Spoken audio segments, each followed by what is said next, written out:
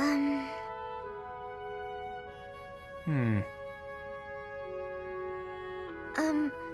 Claude? Oh, Marianne. Have the gods taken pity on my lost soul and revealed a sign to me? I've been researching the 10 elites of Fodlan, but I can't tell fact from fiction. Anyhow, what can I help you with? Well, I found this pendant, and I think it's yours. Ah, right you are. Yeah, honestly, I'd resigned myself to never seeing it again. It's a keepsake from my uncle, who has passed on. If I truly lost it, my grandfather would have had my head. Thanks for returning it to me, Marianne. You saved my tail. Please, it was nothing. I should be... No, I think that's enough researching for today. Why don't you join me for a nice chat? I just came to deliver the pendant. Sounds awfully lonely to only talk to those whom you have business with. Do you really dislike talking to people that much? It's just... I never know what to say. I'm sorry. No need to apologize. We'll figure it out as we go. Tell me, are you like this with your father too? Within the Alliance, Margrave Edmund is prone to debate. With a father like that, I would have thought... Margrave Edmund is my adoptive father. Oh, is he? I didn't know. Where were you born? That is none of your concern. I really must be going.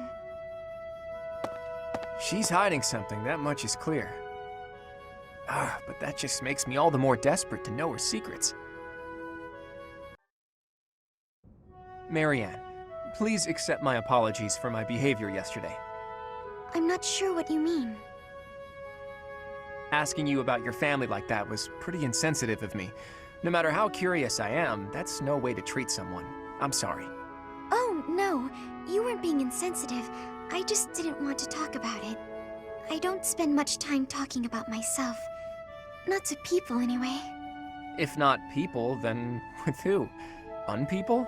Non-people? Well, yes.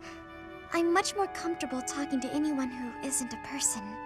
I was actually joking, but now I'm mystified. Who is it you like to talk to?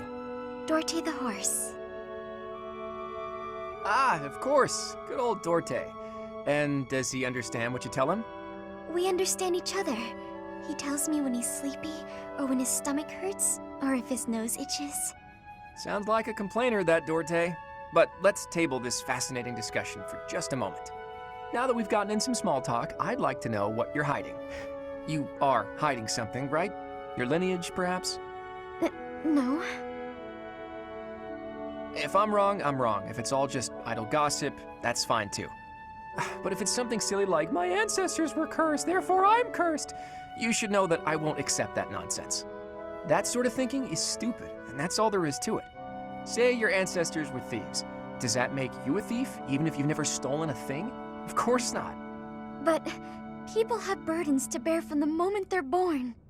My burdens are so big that I'm sorry, I can't discuss this anymore. People certainly are born with burdens. She's right about that. But Marianne, don't you know that you can choose not to carry them?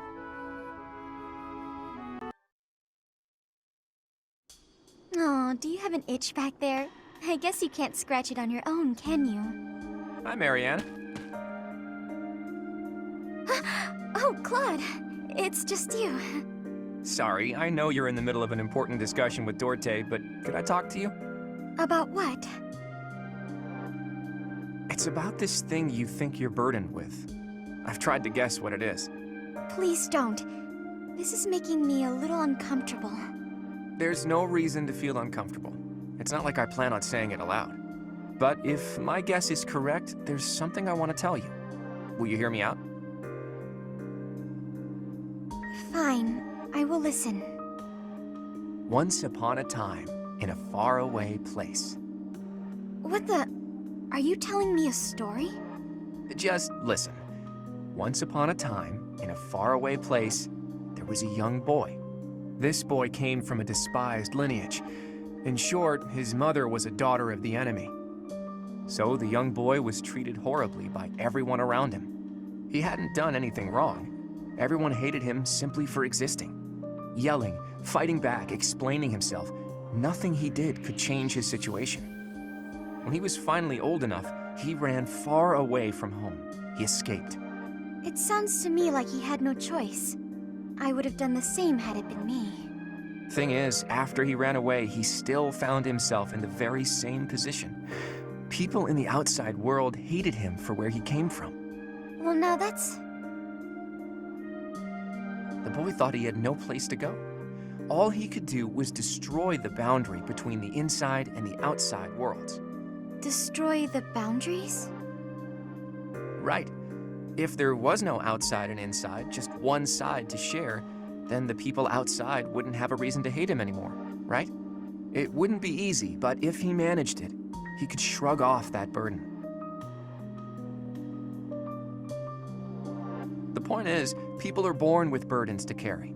That much is undeniable. But whether they bind us or we cast them aside, that's up to us. So I think you should try to cast yours aside, Marianne. Put that heavy burden down. It's time. But I don't know if I can do it. It's okay. I'm here for you. We're the same, and I can help you. The same? Claude, we have nothing in common. Hey, did you see that, Dorte? Your friend just smiled at me. Thank you for sharing your story. I suppose I could try casting aside burden, as you say. We can try together. Let's do that. And when we're free, we can change the whole world.